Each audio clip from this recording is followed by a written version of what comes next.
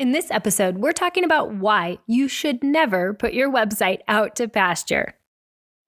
Welcome to the Website Wednesday podcast. I'm your host, Liz Langford-Cobo of Bright Lime Creative.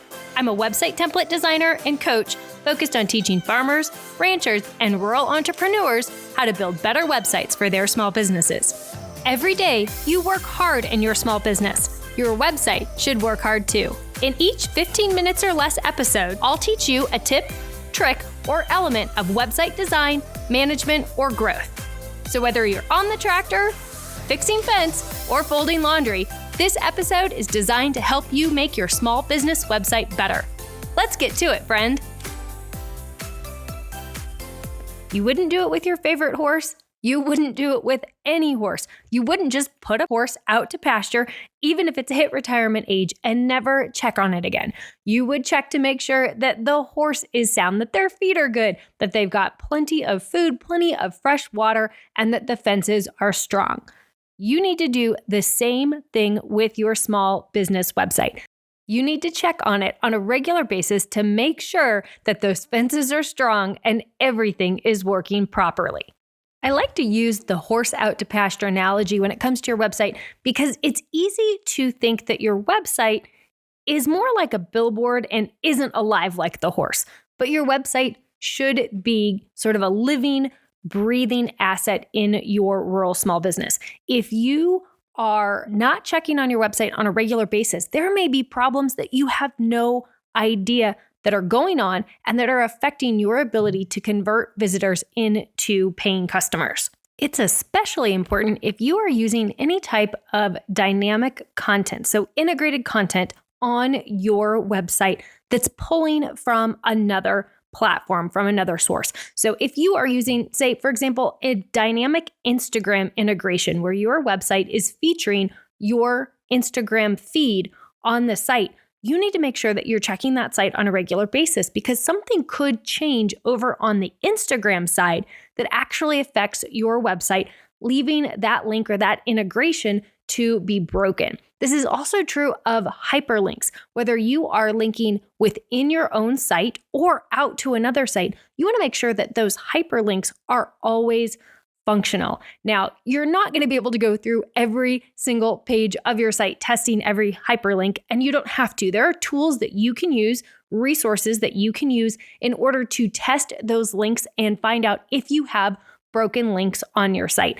And you want to do this on a regular basis. You want to make this one of the regular tasks that you perform in your small business so that you're sure that your website is always functioning at its highest and best level. When your website isn't functioning, when links are broken, you are going to affect the trust and the perception that visitors have of your small business.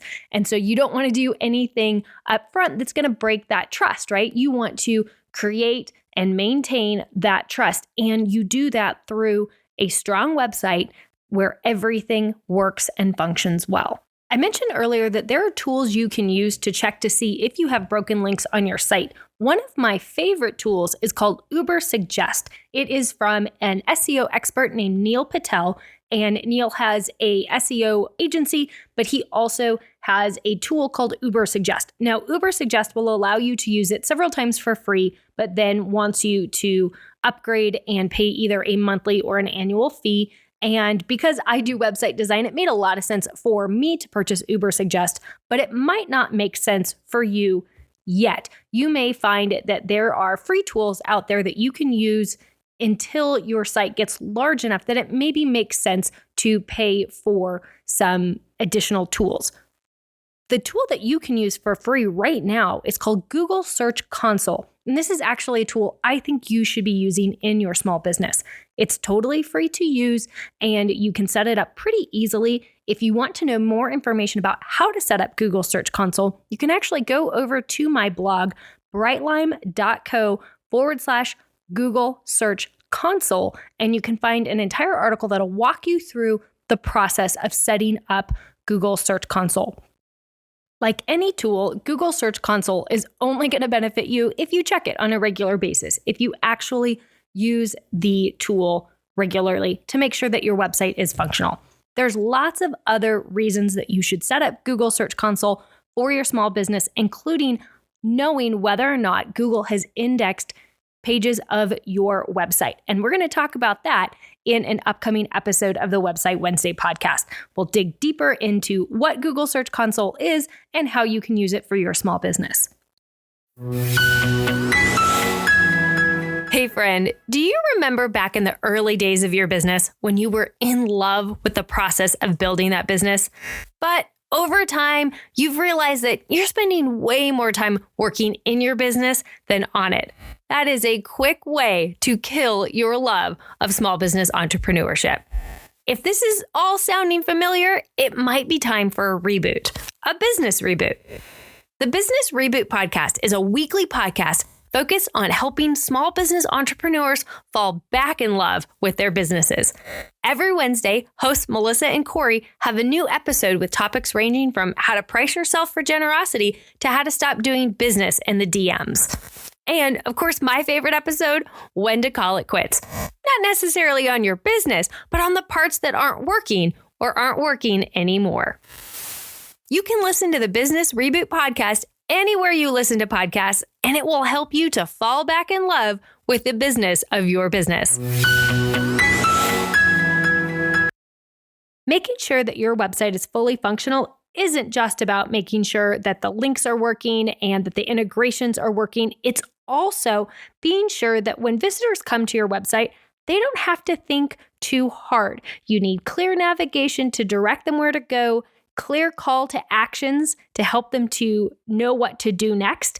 And if you have an e-commerce site, it's especially important that you are checking to make sure that your e-commerce integration is always functional. You never want a customer to get all the way to the point of buying something and then not be able to check out. So put it on your list as a weekly or a monthly reminder that you need to go and check to make sure that your website is fully functional, including and especially the e-commerce portion of your site. To do this, you may need to set up inside of your e-commerce platform, whether you're using Shopify or Thrivecart, you may be able to set up kind of a test scenario where you can actually go through the purchasing process. Or if you have someone, a friend maybe, that is about to purchase something from you, make sure that you check in with them and ask them what their experience was like. If they have questions, be sure that you get those questions answered on your website. Are you ready to build a better homepage for your website? Check out my free on-demand webinar, Build a Better Homepage for Your Rural Small Business. In this free 1-hour webinar, I'll teach you ways to create more engaging content for your homepage, how to improve user experience, and how to start converting your website visitors into paying customers.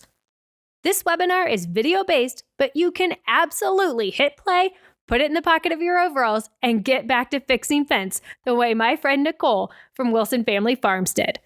To watch the Build a Better Homepage webinar and find other resources to help you improve your small business website, visit brightline.co/learn. I know it might feel like you work 24 hours a day, 7 days a week, 365 days a year, and leap year in your small business. But the reality is, even you need to take a break and take a rest sometimes. But your website doesn't. It really is a tool that you can set up to work really hard for your small business 24 hours a day, 7 days a week. In an upcoming episode, we'll talk about how important and valuable having a great FAQ page or FAQ section in multiple places on your website can be for answering common questions that might be holding your website visitors back from making a purchase with you. I hope I've convinced you that it is really important not to put your website out to pasture. You wouldn't do it with your favorite horse. You wouldn't do it with any horse. Don't do it with your website. Here are your action steps to take to make your small business website better. Number 1, check your links. Either check each link by hand or use a tool like Ubersuggest or Google Search Console to check to make sure that every link on your website is working and functional. Number 2, check to make sure that your e-commerce checkout is functional and working and easy to understand. And number 3, check regularly every page of your site where you have a dynamic integration like a social media feed being pulled into your site. You want to make sure that all of these elements are constantly functional and working at their highest level so that when visitors do come to your website, they have the best experience possible. Do you know your website needs work, but you keep putting it off till tomorrow, next week, next month, or even next year? Could you use some direction on how to make the website you have right now better?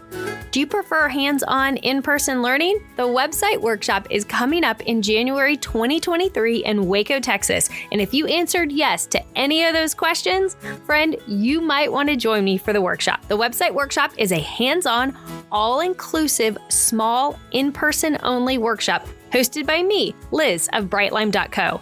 At this working workshop, you'll learn how to make the website you have right now better. You're going to head home with a better homepage, a strong about page. And did you know that your about page is probably the second most popular page of your website? It is for most small business websites, so it's got to be good. And you'll head home with a plan for growth for your small business website. This is a relaxed, small group workshop designed for female entrepreneurs who want to walk away from our time together with a better website and a framework to grow that site. Space is limited and seats are filling up, but I hope you'll go take a look and think about joining me. You can learn more by going to brightlime.co/workshop. That's BRITLIME.co/workshop.